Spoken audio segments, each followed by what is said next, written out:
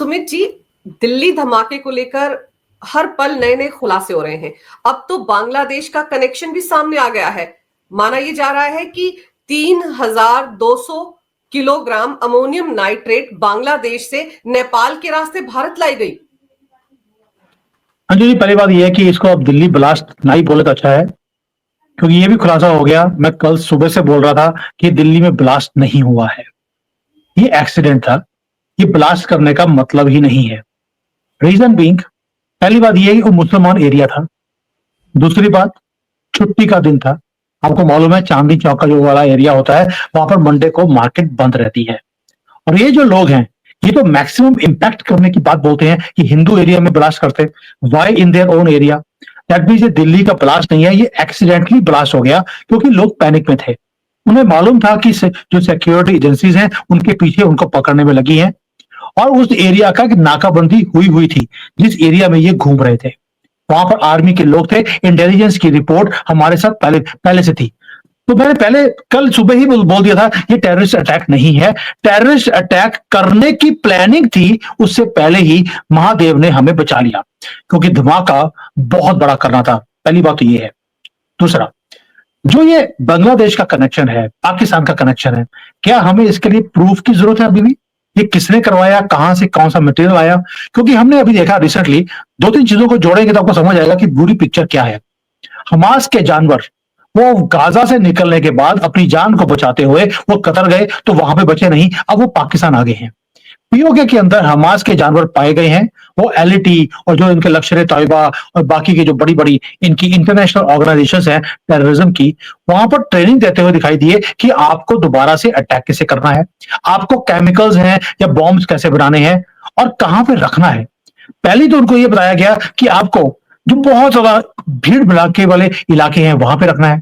दूसरा, इनकी जो गंदी गंदी मस्जिदें होती हैं जिनका नाम होता है सुनहरी मस्जिद, लेकिन वहां पर पूरी प्लानिंग बनती है कि कैसे इसको अंजाम देना है, कहां से मटेरियल को कहां पे लेके जाना है।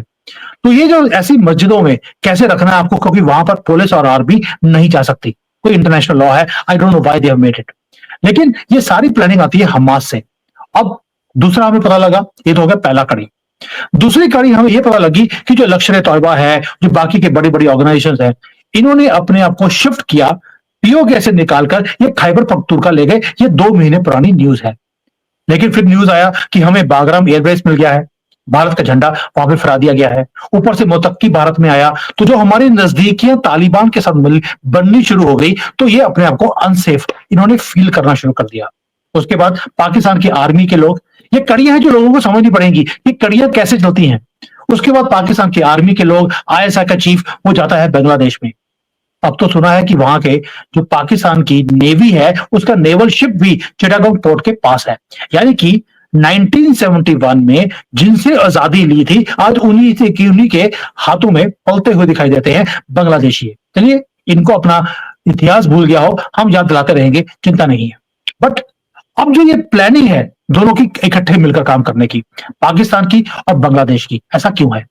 क्योंकि पाकिस्तान की हालत ऑपरेशन सिंदूर में देखने पर उनको पता लग गया ये भारत का मुकाबला सीधे तरीके से नहीं कर सकते, इसको अंदर से ही खत्म करना पड़ेगा या डिवाइड करना पड़ेगा। उसके लिए पाकिस्तान अकेला भी कोशिश करे नहीं कर सकता। हमारी नजर पाकिस्तान के ऊपर बड़ी डीपली है। तो इन्होंने क्या किया, इन्होंने प्लानिंग चेंज कर दी।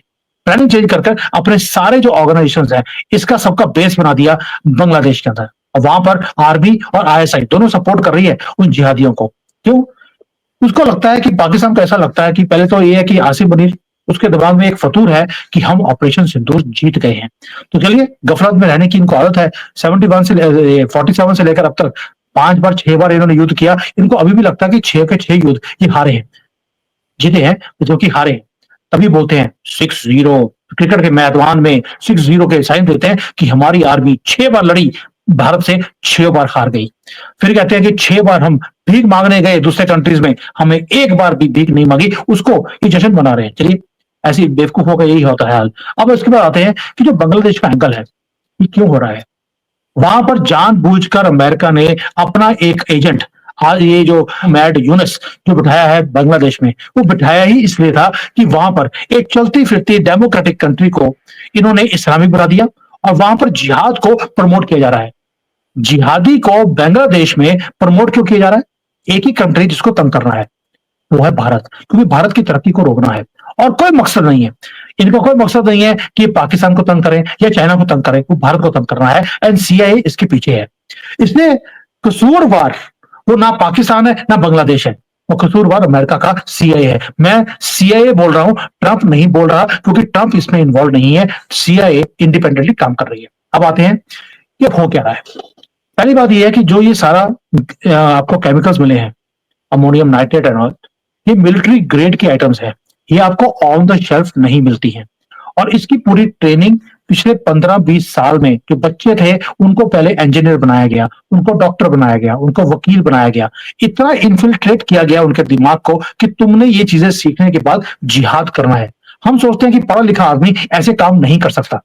मैं जब भी बोलता हूं वीडियो में हमेशा बोलता हूं, ये 30 करोड़ जिहादी रहते हैं भारत में, इनको आपको सिर्फ एक्टिवेट करने की जरूरत है, ये एक्टिवेटेड ही है, क्योंकि इनकी किताब दिखाती है इनको कि आपको अल्लाह को खुश करने के लिए जिहाद करना पड़ेगा। ये पढ़ लिख जाएं, ये वाइस प्रेसिडेंट बन जाएं, ये होम मिनिस्टर बन जाएं, ये कुछ भी कर लें, ये जिहादी ही रहेंगे और ये इलीगली भारत में रह रहे हैं। 30 करोड़ के 30 करोड़, क्योंकि 1947 में इन्होंने अपना कंट्री ले लिया था, तो फिर यहां पे झक मार रहे हैं। तो ये जो इलीगल काम रह रहे हैं वो इलीगल काम करने के लिए ही रह रहे हैं। और इलीगल काम क्या है कि आपकी हर गली में दहशत फैलानी है। दहशत जब फैलाते हैं, अब देखिए गांव गांव में क्या हो रहा है, जहां पर ये 10 लोग भी चले जाते हैं, इतनी दहशत फैलाते हैं कि पूरा गांव वो खाली हो जाता है। And this is exactly what they want to do now, कि हिंदू दुखी होकर इस कंट्री को छोड़कर भाग जाए। हाँ, आपको रिवर्स करना पड़ेगा। ये कभी बांग्लादेश से नेपाल जाएंगे, नेपाल से भारत आएंगे, 3200 किलो इन्होंने भेजा, उसमें से आपने 2900 किलो पकड़ लिया, 300 किलो अभी भी मार्केट में फिर रहा है। आपको क्या पता कि ये एक ही खेप थी? हो सकता है 3000 की आपके पास इंफॉर्मेशन है और भी आया होगा। और ये तो 2 लोग थे जो पैनिक में आकर उन्होंने इसको फोड़ दिया अपने आप को बचाने के लिए। और कितने लोग हैं जो पैनिक में नहीं आएंगे, और कितना सामान है जो आपकी कंट्री में होगा। जिस दिन तक आप चाइना की पॉलिसी या इजराइल की पॉलिसी भारत में नहीं अपनाते, तब तक ये प्रॉब्लम सॉल्व नहीं हो सकती। मुद्दा 300 किलो बच गया, ये अब क्या करेंगे हमें मालूम है, ये उसमें कोई पकौड़े तलने वाले नहीं है, ये बॉम्ब बनाने वाले हैं, ताकि आपको कोई हाई टारगेट है जिसको इन्होंने अचीव करना है। और दिल्ली ही क्यों? क्योंकि दिल्ली से पूरे भारत में एक दहशत का माहौल बनता है, इसलिए दिल्ली को टारगेट किया जा रहा है। जी, खबरें तो ये भी आ रही है ना कि इनका टारगेट को लाल किला था और बहुत सारे धार्मिक स्थल इनके टारगेट पर थे। और साथ ही साथ आप ये देखो कि जैसे आपने बांग्लादेश की बात की, बांग्लादेश का कनेक्शन अब सामने आ रहा है, तो ये जो भारत और नेपाल का बॉर्डर है, पोरस बॉर्डर है, यहाँ पर तो बड़ी आसानी से आवाजाही हो सकती है। उसी का फायदा उठाया पाकिस्तान ने और बांग्लादेश ने और इन जिहादियों ने। बट अंजू जी, मुझे हैरानी होती है कि हम आज नेपाल के बॉर्डर की बात कर रहे हैं। क्या बांग्लादेश का जो बॉर्डर भारत से लगता है, क्या वो पोरस नहीं है?